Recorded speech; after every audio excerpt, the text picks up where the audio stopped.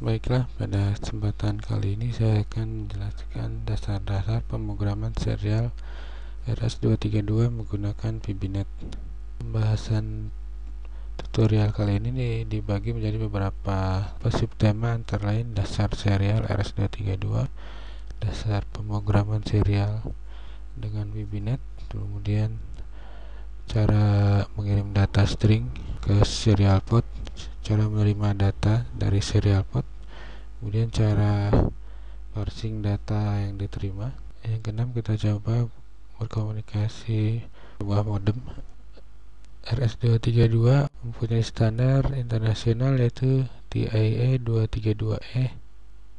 Berikut ini beberapa interface komputer, antara lain RS232, RS485 dan lainnya.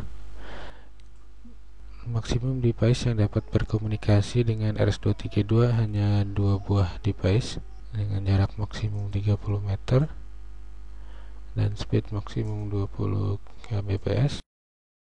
Penggunaan umumnya digunakan pada modem. Kemudian RS485 secara pemrograman sama dengan RS232, perbedaannya pada layar hardware-nya saja. RS485 mempunyai kelebihan dibanding RS232. Device yang bisa berkomunikasi jumlah maksimumnya 32 buah, satu buah sebagai master yang mengontrol jalannya komunikasi. Jarak maksimumnya 1200 meter. Kemudian speednya juga lebih besar dari RS232 di 10 Mbps. RS485 biasanya digunakan sistem kontrol di industri. Untuk yang lainnya Anda bisa lihat sendiri di tabel ini.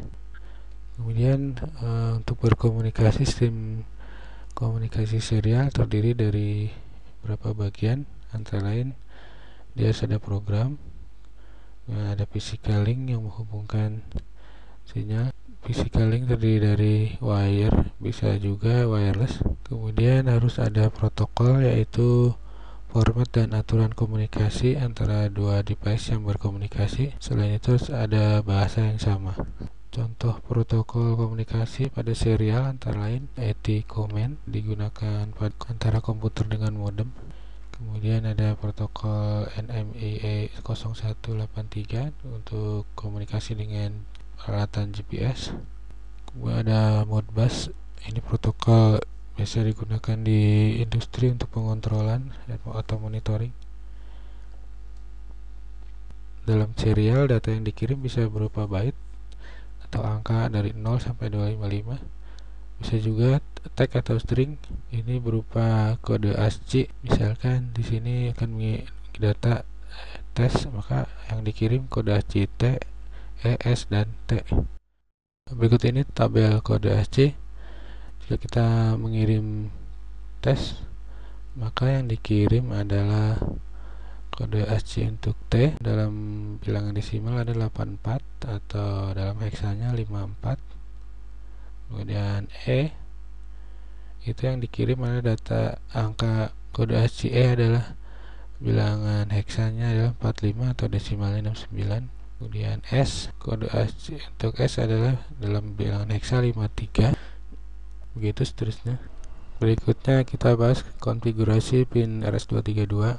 Salah satu standar konektor RS232 adalah pin 9dB.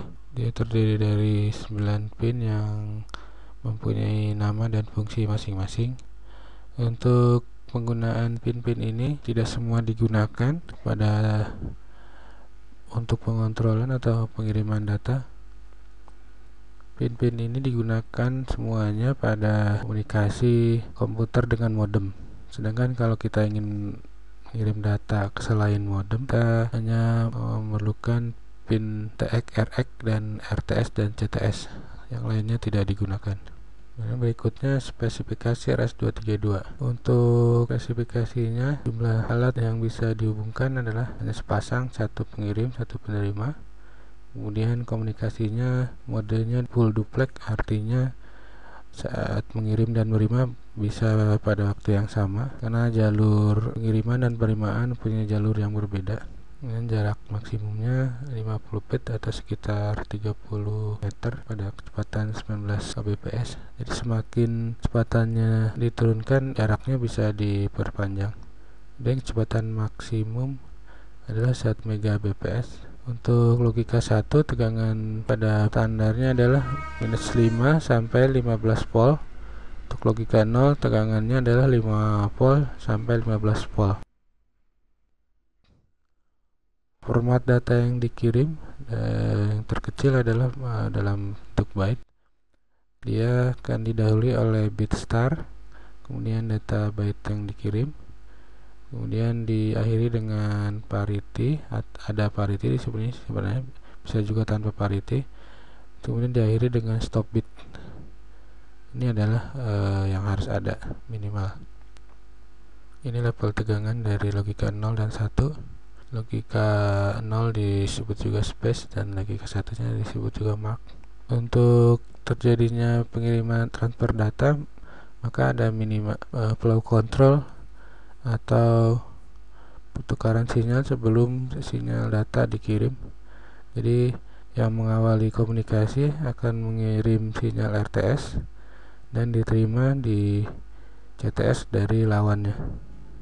Misalkan si komputer yang sebelah kiri di sini akan meminta data, maka dia akan menjadikan RTS logika 1, sedangkan komputer lawannya ketika sinyal pin CTS menjadi 1, dia akan mengirimkan data. Artinya ada permintaan data. Jadi seperti ini, seolah si komputer akan mengatakan, saya minta dikirimi data. Komputer lawannya akan menerima pemberitahuan tersebut melalui pin CTS, kemudian dia akan mengirimkan data.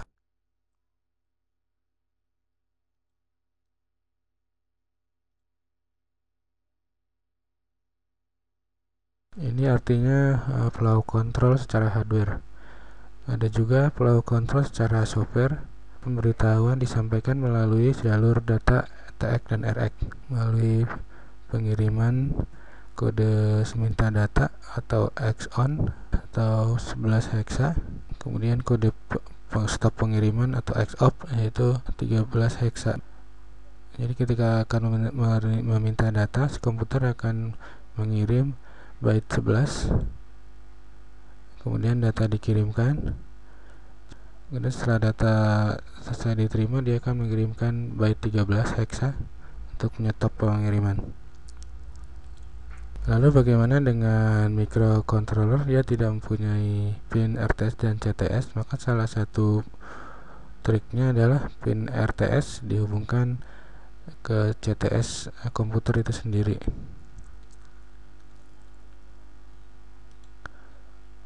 Jadi ketika ingin mengirim data, si komputer akan memberitahukan diri sendiri, setelah itu baru akan dikirim data ke mikro.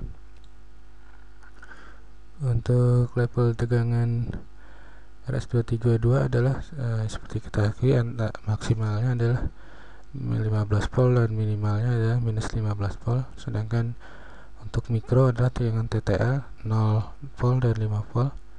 Sehingga di sini ada perlu penyesuaian. Jika dihubungkan langsung, maka si mikro akan menyebabkan kerusakan. Maka diperlukan penyesuaian tegangan berupa RS-23 driver, bisa